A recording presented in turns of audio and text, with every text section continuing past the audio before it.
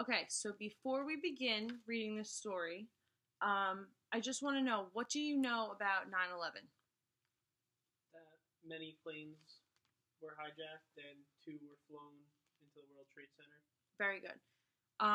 This book specifically is called Saved by the Boats, and it discusses all the boats that evacuated hundreds of thousands of people to safety. Did anybody know that there were boats involved in 9 No. 11?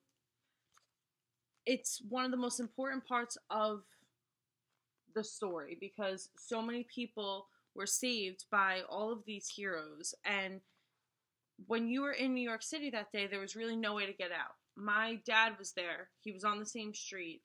I remember he was calling my mom, who was on maternity leave. She worked in the Trade Center and she wasn't there, thankfully. There was no way to get out of the city. So these people saving others on boats was pretty much the only way out at that time. Okay. An arc of sky framed the city in brilliant blue.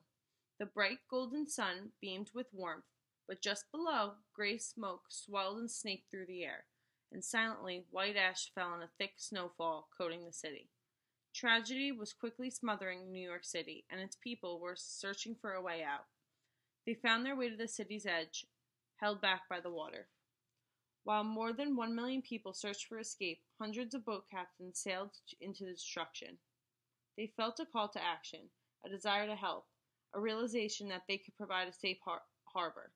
They were ordinary people who became heroes on a day when greatness was desperately needed, a day when the unthinkable had happened. So now when you think of a hero, who are some people that you think of? Police, firefighters, and doctors. Right, and those people all played a huge role during 9/11 because, the police and the firefighters were there all day, constantly. Doctors, if they were on scene, I'm sure they were helping, first aid. But these people who could have easily taken their boats and just gone home, they didn't have to stay. They didn't have to help people.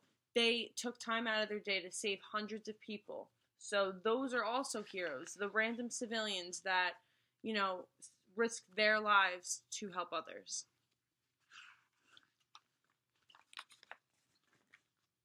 September 11, 2001 started like any normal Tuesday in New York City. Just after dawn, captains and boat crews readied their boats and surrounding parts. The ferry boat crews carried their usual commuters to work in Manhattan. Other commuters drove, rode trains, and bumped along in buses. The city buzzed with activity. Subway riders climbed up the stairs of underground train stations to be greeted by warm sunshine and a cloudless blue sky. But the beautiful day was soon broken. At 8:46 a.m., an airplane hit one of the city's most recognizable buildings, the World Trade Center's North Tower. At first it seemed as if there were a terrible accident, but when a second airplane hit the South Tower at 9:03 a.m., the message was clear. New York City and the United States was under attack.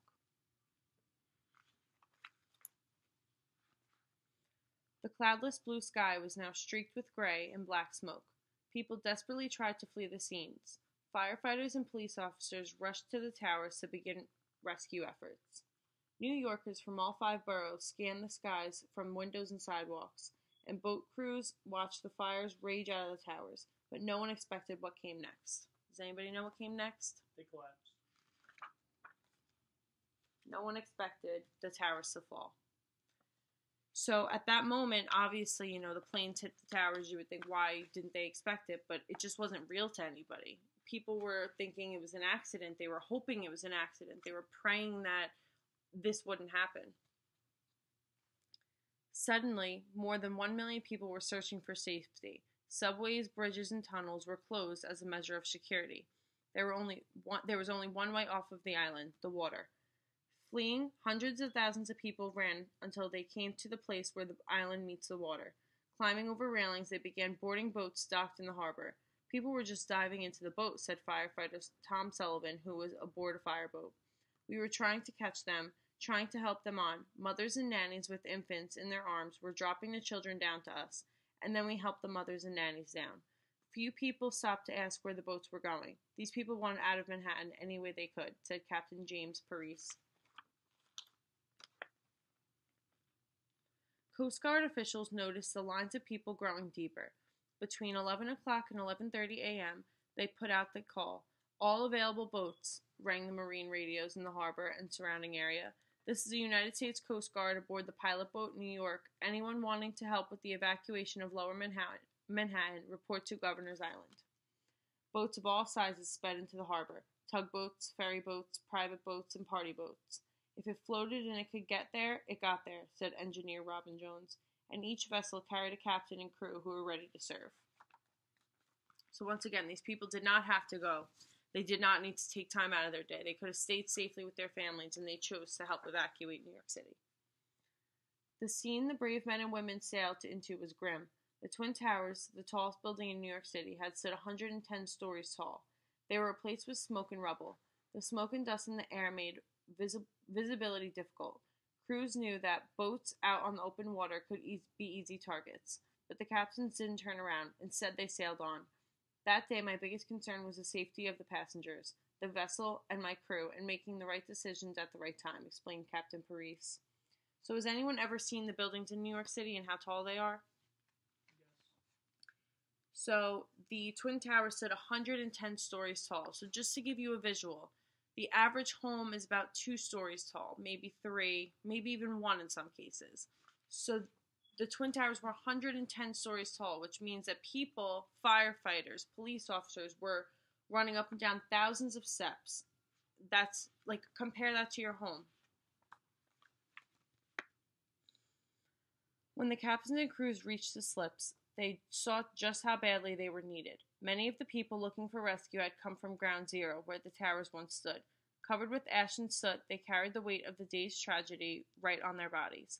The crewmates gave towels to these victims, many of whom were crying and shaking with shock. As one captain later said, "We thought if we could wash some soot off their faces, off their hands, we could make them more comfortable. We wanted to make them feel that someone cared about what they had just gone through." So, looking at this illustration, I like this illustration to describe, what was happening. What do you notice? People are in absolute shock. Right. Like, you see, this woman, she's crying. This man is holding his kids, trying to be okay, but he's not. This baby's crying.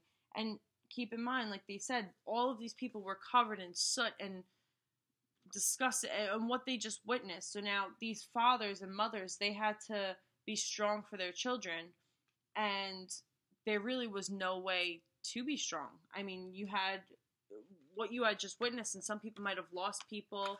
It was just a very crazy event that happened that people needed to all come together to help these people. With loaded boats, captains made their way across the Hudson River.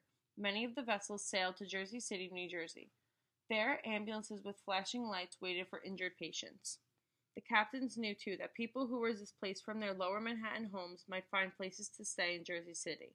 Not only did they want to remove people from New York City, they also wanted to help people reach safe destinations. Meanwhile, back in Manhattan, hours were passing. All along the edge of the Hudson River, lines formed for ferries. Commuters had to walk miles to reach the end of a line.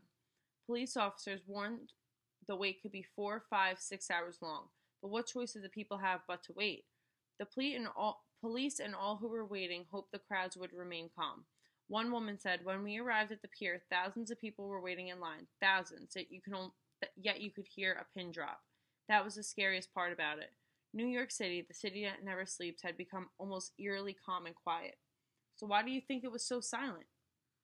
Because everybody was still in shock to what had just happened. Right, they were in shock. People didn't want to believe that what was happening was really happening. So at this point, now that it's all said and done with, in the beginning they were screaming, people were jumping off the towers themselves, they were crying, it was a disaster. And by this time, all these people were just waiting to get home, and nobody knew what to say. There was nothing to say. As time passed, the quiet calm was disturbed by roaring fighter jets. One boat crewmate recalled the scariest part was when fighter jets were flying over Manhattan. We didn't know whose they were, and they were coming close to us. Those waiting in line for evacuation worried too. More than one person asked, "Those are ours, right? Those are American planes?"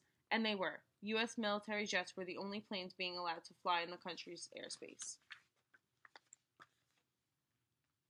The lines moved faster than predicted, no doubt helped by the hundreds of boats that answered the Coast Guard's call for help. After just a couple of hours, passengers boarded boats headed for safety. Many boats announced destinations on bedsheets spray painted with words like Weehawken or Hoboken, small cities across the river. From the ferries, rescued passengers started moving away from the terror on that day. Now they could see sparkling New Jersey shoreline ahead of them. They were on their way home, or at least out of harm's way. They had been saved by the boats. All day long, the boats sailed back and forth rescuing passengers, then carrying rescued workers, water, and other supplies on their return. Hundreds of captains and crewmates became heroes that day. Over the course of just 9 hours, nearly 500,000 people were evacuated by water. It was the greatest thing I ever did with my life, said Captain Rick Thornton. Engineer Herb Jones described it as the greatest day that I've ever seen in all my life on the water. It was the largest sea evacuation in history. It was an answer to a call for help. It was a light on the city's darkest day. So from that story, and from even what the captain said at the end, you can see how it really impacted people, helping all of these people evacuate. Because if not, if these boats didn't come, these people would have been, they could have died. They were definitely going to get sick. I mean, all of that, breathing all of that in, they were definitely sick anyway. It was just a horrible situation that all these people came together to help them. So it was definitely a light on a very dark day.